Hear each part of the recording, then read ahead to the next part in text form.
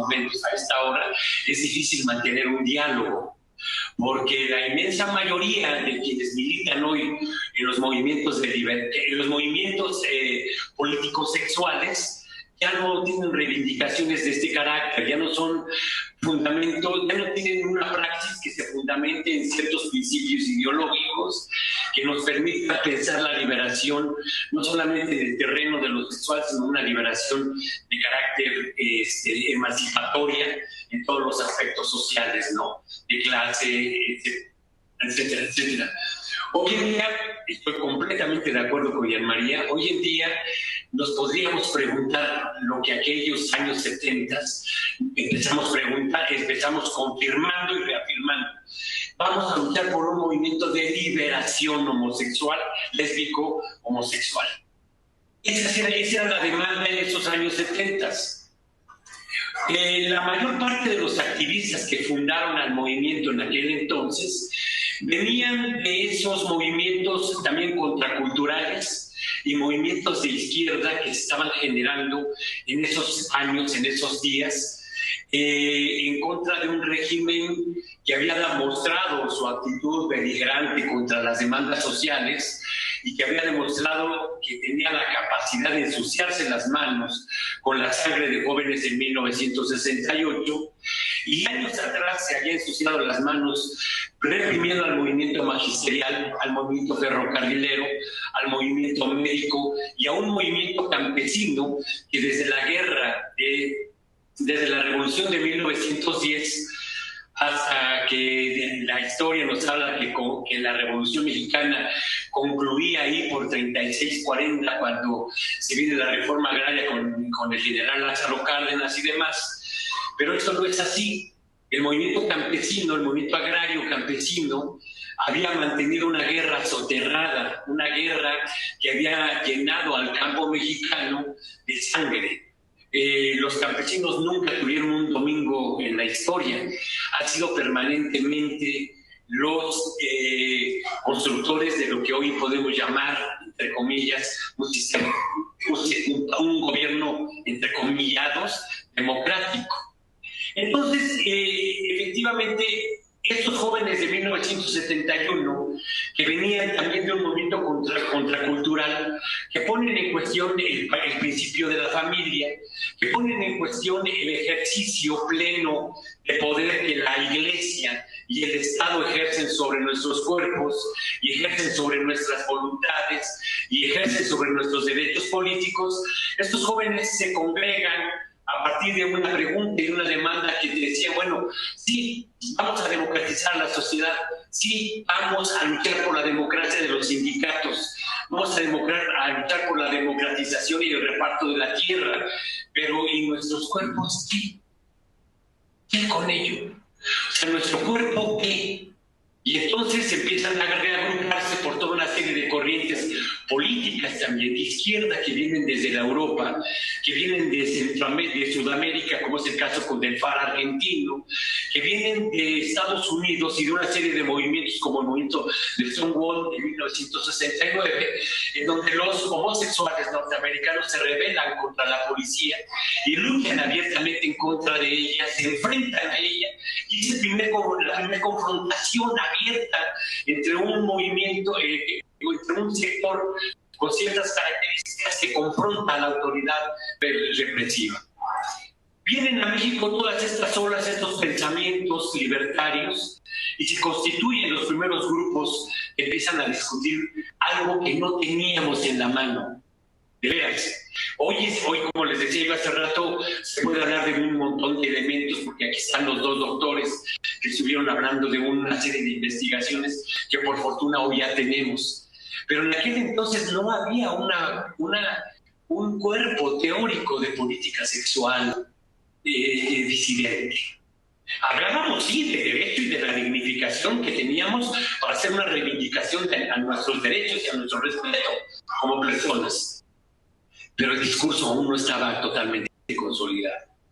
No estaba ni siquiera dicho, a pesar de que ya existía literatura, como la que nos mostró Jean María y demás, ya existía literatura para poder hablar del derecho a decidir nuestra sexualidad.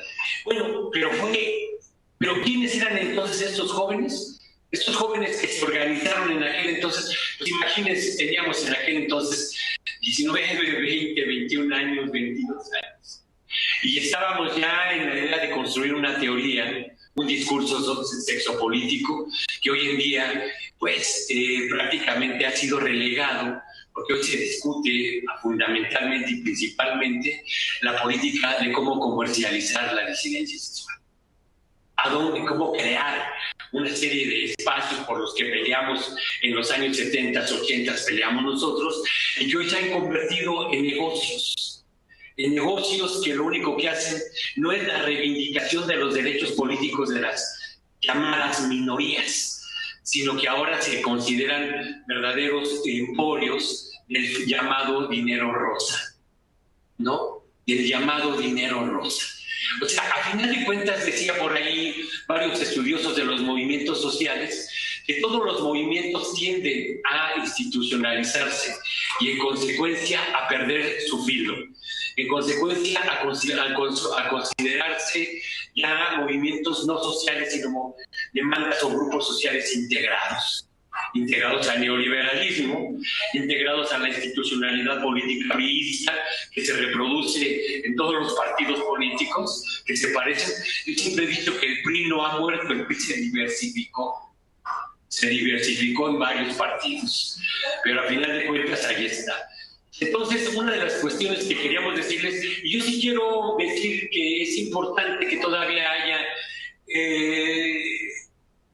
personas que sigan reivindicando que la lucha por la dignificación del cuerpo, la lucha por la dignificación de la sociedad no puede darse con grupos desintegrados o diferenciados en ciertas condiciones, ya sea de clase, de raza, de género, demás. Es que si la voz no la levantamos en conjunto, como lo planteaba Jean María, que en los años 75, 76, 77, 78, imagínense, los que éramos activistas, o mujeres y hombres, salíamos a votear, salíamos a conseguir dinero para la revolución salvadoreña, salíamos a votear para la revolución nicaragüense, nos íbamos y defendíamos el derecho, a pesar de que en Cuba había una política homofóbica, salíamos al derecho de Cuba a la autodeterminación y exigíamos que sacaran sus manos el imperialismo de la isla de Cuba. A pesar de que sabíamos que había una política homofóbica en Cuba dirigida por sus líderes históricos, y sin embargo defendíamos la autodeterminación y el socialismo cubano. Porque esa fue la formación en la que nosotros fuimos construyendo el discurso de liberación. Fue a partir de las izquierdas. Y es que es a partir de la izquierda donde hay un fundamento y una diversidad de principios ideológicos con los que podemos arrancar y podernos construir un discurso de liberación. Es a partir de ahí, yo no lo veo en otro lado. Y Ana María lo apunta muy claramente, no es del neoliberalismo. Recordemos que a final de cuentas la esencia en la que se constituye el capitalismo es la muerte. Eso es una cosa que nadie podemos negar. El fundamento en lo que se construye la acumulación originaria de capital es en la extracción de vida de las y los trabajadores. Es en el arrebato y la expropiación de sus propiedades, de sus tierras comunales, no individuales, no de un terrateniente, sino de un pueblo. Es precisamente de cómo han sido arrebatadas las formas de vida de la humanidad para poder ser capitalizadas, expropiadas por un pequeño grupo que hoy en día se ha vuelto más terrible. Lo que estamos confrontando hoy en día no es ni siquiera esa idea de capitalismo que teníamos de los grandes empresarios, de las fábricas, esa relación trabajo salariado capital. Ya no es eso. Hoy estamos viendo cómo circulan por encima de nuestras cabezas las especulaciones multimillonarias de capital y que están expropiando, obviamente, la vida. Lo que decía María Castro haciendo hace rato. Cuando hablamos de crimen organizado hoy en día, Estamos hablando de una estrategia de guerra del capital contra la humanidad, compañeros y compañeras. ¿Por qué? Porque están metiendo el terror a las comunidades, a los territorios indígenas, para que a final de cuentas terminen siendo abandonados y queden en manos de la expropiación minera, de la política extractiva, económica extractiva, que va a convertir a nuestro país en un queso gruyere dentro de muy poco, donde los territorios, cultura, identidad, etcétera, etcétera, van a valer queso. Como dice, o sea, tenemos que tomar en cuenta eso, y es muy importante.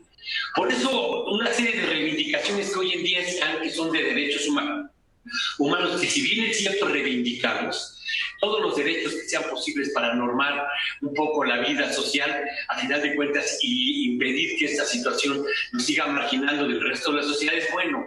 Sin embargo, en aquel entonces nosotros, por ejemplo, no pensábamos en el matrimonio gay y ese tipo de cosas. Eran cosas de las que no reivindicábamos, porque considerábamos que el matrimonio gay era el punto de partida, la piedra nodal de donde se construía una familia que sostenía, a final de cuentas, relaciones capitalistas, o que las sostenía desde ahí. Entonces, bueno, eran estos jóvenes, hoy es otra cosa. Pero sí quiero hacer, ya con esto finalizo, quiero reconocer que efectivamente aquellos años, esos jóvenes eran jóvenes rebeldes que peleaban desde y con la izquierda por la emancipación de la humanidad, por la emancipación de la clase obrera, de los trabajadores y de los campesinos. Y no lo queremos olvidar. Era eso. Y segundo, también quiero reconocer, y qué bueno, de veras, ustedes deberían sentirse un poco orgullosos. Sabemos que la historia está compuesta por sujetos, pero yo me siento muy orgulloso de estar compartiendo en este día la mesa con María Castro, porque ha sido una de las mujeres que más valor le ha imprimido en términos de dignidad y rebeldía a la lucha sexopolítica en este país.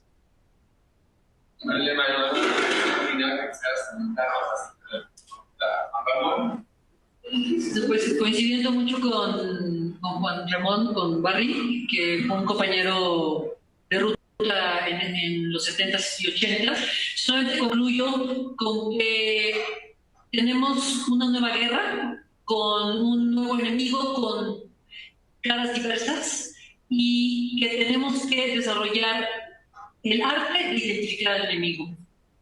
Ese enemigo es un enemigo difuso, indefinido, con eso de la eliminación del sistema binario. En realidad es antimarxismo.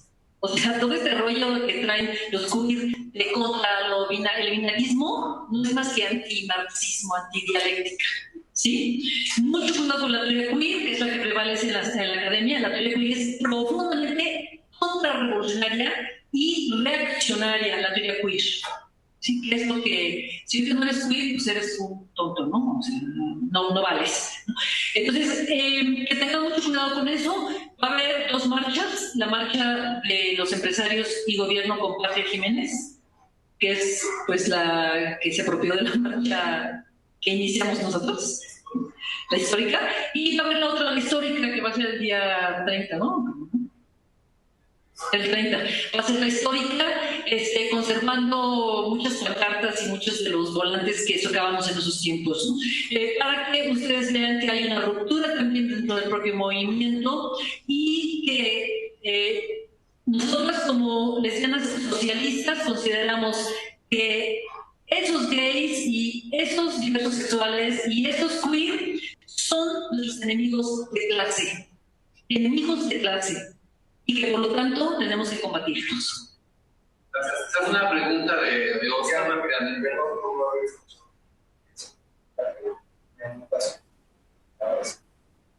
Pensar el movimiento en los años 70 con los que llaman así, estar compartiendo muchas sociedades, los campesinos, el feminismo.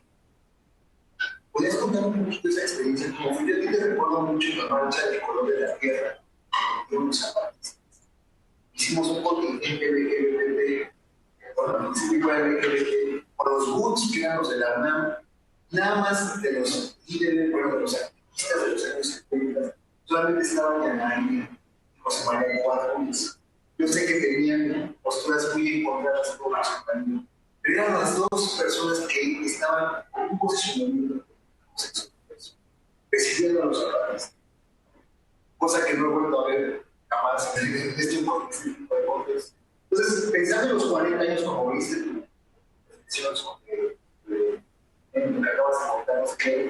quería pensar cómo el movimiento LGBT, siendo parte de una lucha social de izquierda, al lado de los campesinos, al lado de los sindicalizados, de los obreros, de las feministas, ¿cómo fue que perdió esa posibilidad de verse al lado de otras luchas?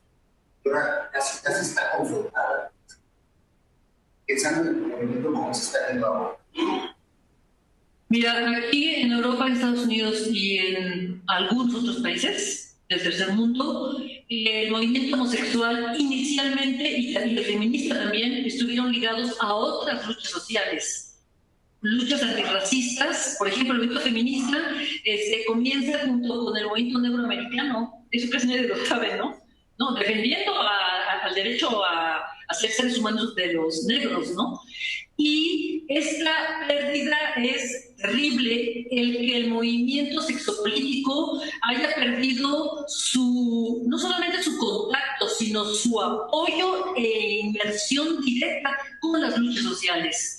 Eso es imperdonable de los líderes gays actuales, ¿no? Bueno, de los 90 para acá, de los 90, ¿no? Cuando comienza lo de la teoría queer. Porque la teoría queer, no sé si saben que comienza con las comunidades queer que criticaron la gaycidad por ser blanca, de hombres y medio burgueses y con dinero y con guapos y bien vestidos. O sea, la teoría queer comenzó siendo una crítica a eso por parte de las comunidades marginadas. Y después la academia se apropió de la teoría queer y construyó lo que se llama la teoría queer, que es una aberración. O sea, no tiene fundamentos la teoría queer, ¿no?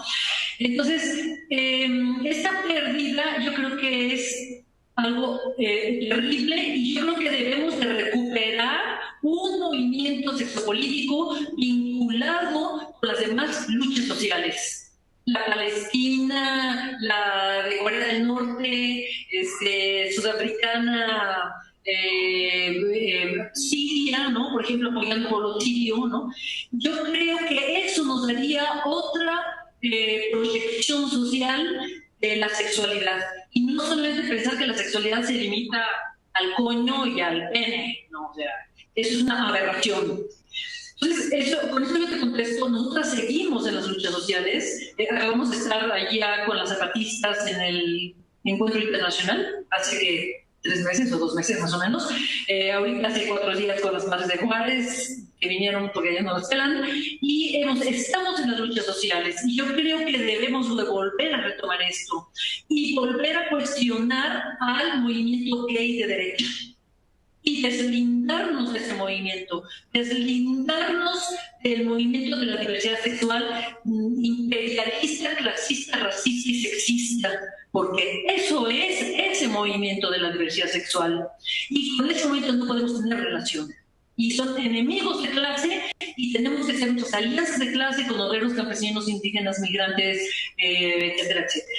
Eso es lo que nosotras no solamente proponemos, sino lo que hacemos. Bueno, muchas gracias. Quizás finalizar con una reflexión. Me parece que es un privilegio tener tanto a Yan María como a Juan Ramón, ambos del movimiento homosexual de los años 70 y 80. Con Yan María estamos viendo la posibilidad de conformar un archivo histórico. Yan María tiene un archivo muy interesante sobre el feminismo y el lesbianismo en México, muy rico, ya lo consulté, ya lo vimos, ya la entrevistamos. Y yo tengo otro archivo también del movimiento homosexual, y la idea es conjuntar ambos archivos y que sea la universidad quien detente en ese sentido ambos archivos, ¿no? Que sean archivos públicos, abiertos. Es la idea, no lucrar con los archivos, no dársela a ONGs que van a lucrar con ellos, ¿no? Entonces, pues ahí tienen la primera mano de este asunto. Ya estaba de acuerdo Yan María, entonces trabajaremos en ese punto para juntar los archivos, que sean archivos abiertos para investigadoras e investigadores de ese país. Y en ese sentido, pues creo que es un privilegio haberlos tenido. Les agradecemos su participación en esta jornada algo larga, ¿no? Y un aplauso a los ponentes, por favor.